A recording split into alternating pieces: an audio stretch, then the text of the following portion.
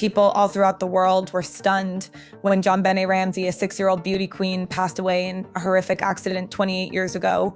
Her body was discovered in the basement of her family's home. And to this day, her case remains one of the most enigmatic and unresolved in American history. But now, after decades of silence, someone is speaking. Her brother, Burke Ramsey, who was just 9 years old at the time, has finally come forward. And what he says has shocked everyone. So why did he wait so long? Could he finally explain what really happened the night Jon Benet died? Are you ready to hear the truth about what happened to the adorable child star whose tragic story never faded? Everything started in December 1996. Jon Benet Ramsey, a bright, beautiful 6-year-old, was discovered dead in the basement of her Boulder, Colorado home on the morning of December 26. Her life cruelly cut short. What was supposed to be a joyful holiday season turned into a living nightmare for the Ramsey family. A garrote used to strangle was found around her neck. Later, the autopsy confirmed what many feared. She'd also suffered a blunt force brain injury, but the most chilling part, a ransom note. A bizarre handwritten letter claimed that Jon Benet had been kidnapped and demanded $118,000 for her safe return, but her body, it had been inside the house all along. It was Jon Benet's father, Jon Ramsey, who discovered her in the basement.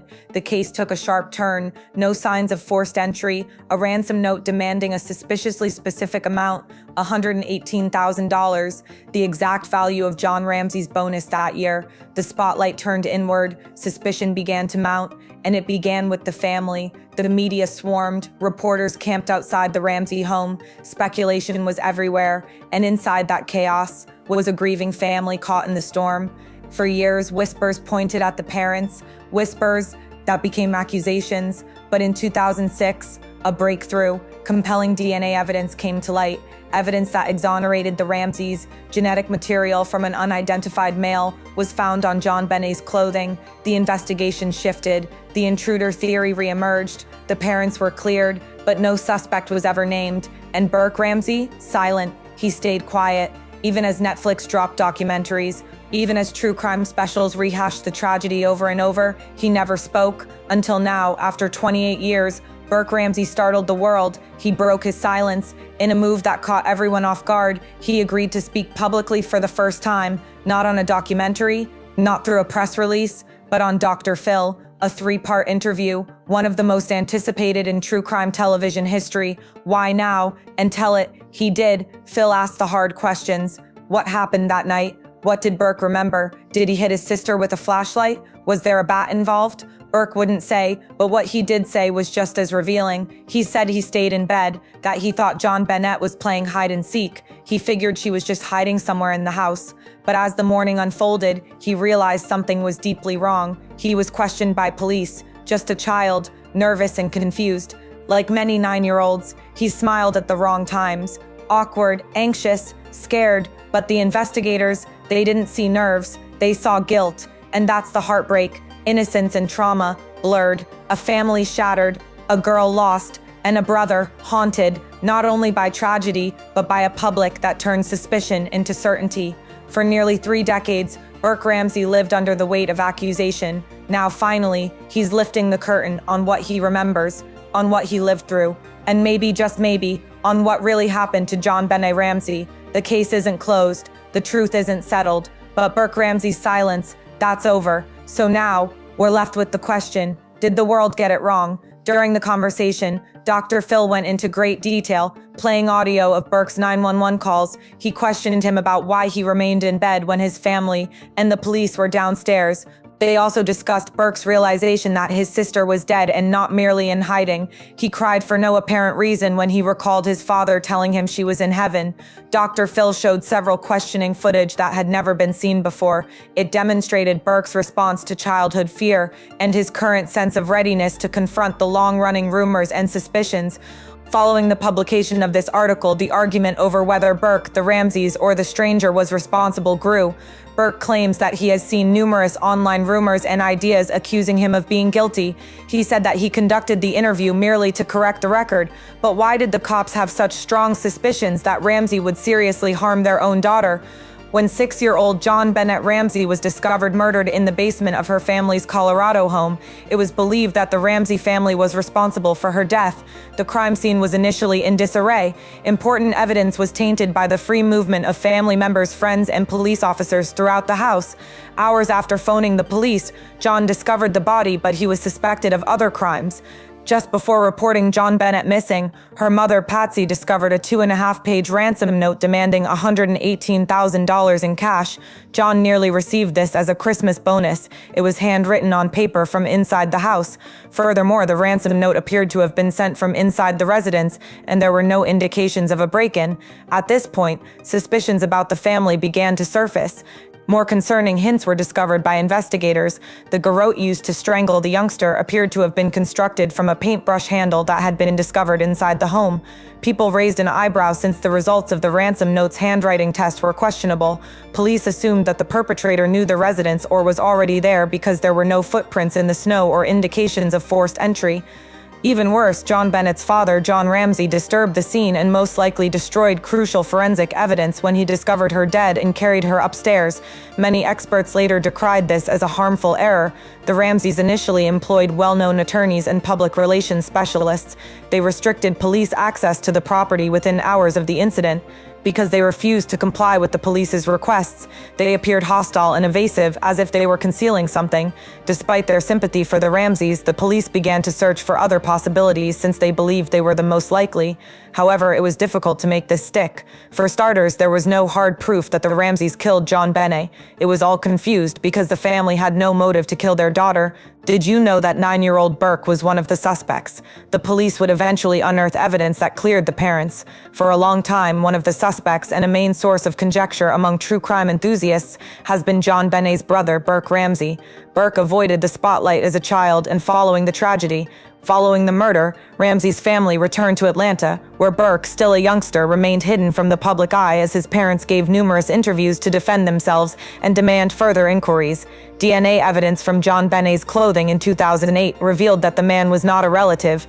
This meant that Burke and the late Patsy were eventually exonerated along with the rest of the Ramsey family by the Boulder district attorney. Then, DA Mary Lacey apologized for adding to the public's mistrust. According to court documents, Burke testified before a grand jury in 1999 and was questioned by police at least 3 times. According to officials, he was not considered a suspect. Tests of his handwriting and DNA revealed that they did not match the evidence obtained at the crime scene. In 2016, the CBS documentary series The Case of Jon Benet Ramsey revived the Burke did it idea by claiming that a fictitious ransom note was sent after a kid died in a tragic accident. Burke later made a covert payment after being sued for libel for $750 million. Shortly before the start of this documentary series in 2019, Burke publicly denied any involvement in his sister's death for the first time on Dr. Phil. He believes that someone, possibly a former pageant competitor, broke in and killed her.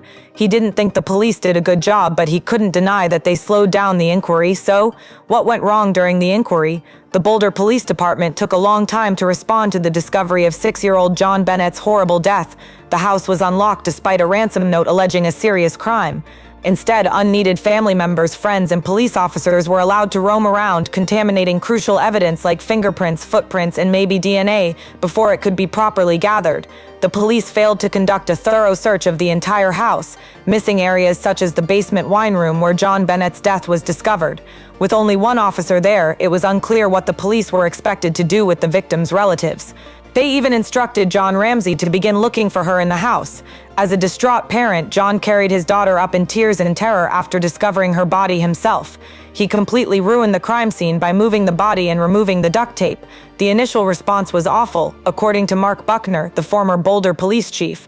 According to him, the family was not divided. The scene was out of control, and their statements weren't obtained until 5 months later. Social pressures, holiday personnel shortages, and misunderstandings of new regulations combined to cause people to do nothing and cause chaos.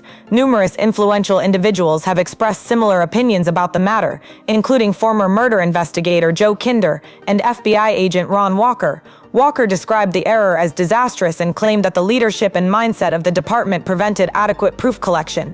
Kinder stated quite plainly that the case was ruined and that it was irreparably tainted from the beginning. Just the documentation demonstrated a lack of expertise. According to Lieutenant Linda Ont's official report, Jon Benet's body was frequently relocated before being preserved, sometimes at her father's request, making a controlled forensic study difficult. It was made even more interesting by the fact that a lot of information was made public, which made matters worse. There was a lot of misinformation circulating, such as the claim that Patsy refused to provide their DNA or reveal Jon Benet's location. This resulted in the main media paying great attention to the family and spreading negative reports about them. The media swiftly shifted their focus from covering Jon Benet Ramsey's murder to a never-ending trial on television, with the Ramsey family taking center stage and frequently unfairly receiving most of the attention. Despite the lack of supporting evidence, tabloids and cable news networks continued to discuss the issue. They cared less about the facts and more about ratings and crazy ideas. Additionally, the Ramseys, especially Patsy, were made to appear guilty in front of the public by programs like Geraldo Rivera's mock courthouse. These dramatic scenes lacked evidence and made it difficult to distinguish between justice. The family was ridiculed by tabloids who claimed that Jon Benet had committed wrongdoing and that Patsy had pressured him to participate in beauty pageants. These assertions were later proven to be untrue, though. At the age of 9, Burke found himself in the midst of a media frenzy. During interviews and interrogations, every action and reaction he made was observed and documented. He then remained silent about the case for another 28 years. Additionally, medical errors were employed to add interest to news reports. It was highlighted and utilized as evidence against everyone, including the fact that the ransom note matched Jon's bonus and that there was no forced entry. The ethics of the media were further questioned despite the lack of strong proof. Experienced reporters like Michael Tracy referred to the coverage as a media murder and a public lynching. They opposed sensationalist tactics that tarnished the reputations of innocent people. All of the conjecture and scrutiny ceased when the DNA evidence was released. But who is the murderer, though, assuming such is the case? In December 2003, Jon Benet's underpants provided forensic experts with a mixed male DNA profile. All Ramseys were definitely ruled out by this profile. That information was entered into CODIS, but it did not correspond to any database users. More sophisticated tests conducted by 2016 revealed that the original male's DNA was actually the DNA of multiple persons rather than just one. It appears that someone other than the family was involved because various profiles, such as those on lingerie and underwear, were discovered in multiple locations. Although this helped deflect attention from the family, it also meant that the killer's identity remained a mystery to the police. Crucial items, such as the garrote he used to strangle his daughter, were submitted for testing in early 1997, but never returned, according to Jon Ramsey. He still doesn't understand why these artifacts haven't been DNA analyzed, despite the fact that things have changed since then. Since 2018, the Boulder Police Department has not provided the go-ahead to examine the DNA samples made accessible to discover the killer. Since science has advanced so much since the first DNA test, Jon Benet's family has been pleading with the police to conduct another one.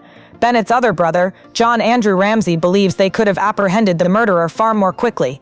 John Andrew Ramsey, Jon Benet Ramsey's half-brother, stated a short while ago that this case could be resolved. He believes the government isn't doing enough and that the neighborhood has turned against his family.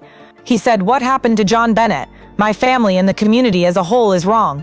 This 6-year-old girl was killed on their watch, and they are ultimately responsible for finding the killer, and they can do it, and we want them to do it." He still wants to find the person who killed his sister, but he wants the police to do a better job for Jon Benet's sake. "It's really important for people to know that this case can be solved," he stated. "There's a story going around that this is an unsolved murder case, and that we just have to accept that as fact, which is not true. If we follow the facts and use the information, we will discover this killer." Burke didn't appear in public very often, but Jon talked more about his sister and how she affected the family. He recalled the day he found out about Jon Benet Ramsey's passing. He was leaving Atlanta, where he was spending the holidays with his mother and sister, and he wanted to visit his dad's family.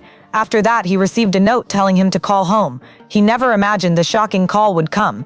Jon Benet was the child who kept the conversation going at the dinner table, he said to 2020. She was a lively child who would go around asking people how their days were going and what they had done.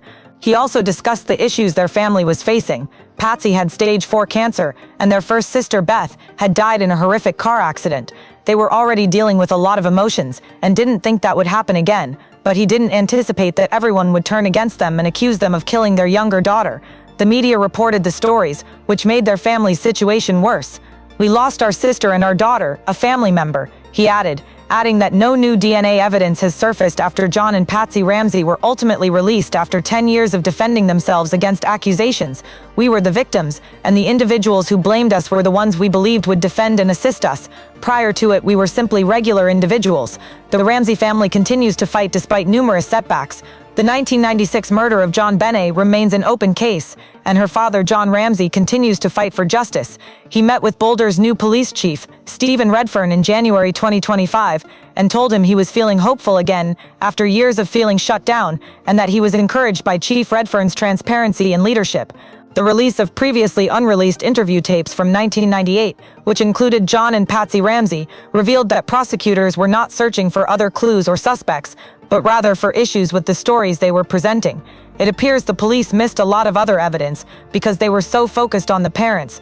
Jon Ramsey claims that crucial pieces of evidence, such as the blanket, the ransom note, and the homemade garrotte, have never been tested for DNA in modern times, and that Boulder PD has refused to use sophisticated genetic genealogy techniques, the same ones that help solve cases like the Golden State Killer. He has met with police, the district attorney, and even politicians to present his case. Since joining forces with Boulder PD in November 2022, the Colorado Cold Case Review Team has digitized thousands of tips and interviews, listed 25,500 pieces of proof, and created a searchable database. Chief Redfern assured the public that all potential leads are being pursued, including DNA tests. Jon remains irate despite all of this. He has asked Colorado's governor to intervene and provide evidence to outside labs because he believes that new DNA testing will help find Jon Benet's killer. The new Netflix documentary series brought these untested products even more attention and made people think about them again. The Ramsey boys are still trying to build a happy life, despite their family's efforts to find the killer. Burke, now 37, is a software engineer who lives a quiet life in Michigan, having earned his degree in computer science from Purdue University. Prior to and following the conversation with Dr. Phil, he also declined to appear in Netflix's 2024 documentary series, claiming that the internet and media had mistreated him in the past. In the new Netflix documentary series, Jon Andrew Ramsey, Ramsey's older half-brother, now in his 50s, defended his father Jon and stepmother Patsy, while also criticizing the Boulder police. He has been a strong supporter of his sister's case, and when DNA tests in 2008 revealed that Jon and Patsy Ramsey were innocent, everyone believed that it would be beneficial for the family. However, Patsy passed away in July 2011, 15 years after Jon Benet's death, and 5 years after Patsy's death, the killer was still unaccounted for. It's been too long, and too much damage has been done for justice to ever be done. Do you think their family will ever be able to find the killer? Jon, now 67, married fashion designer Jan Rosso from Las Vegas in Charlevoix, Michigan. Jan was raised in East Africa and believed Jon was innocent. They have 2 grown daughters, and maintain a mixed family that lives in Michigan and occasionally Utah. Post your comments below. We'll see you soon, and stay tuned for more.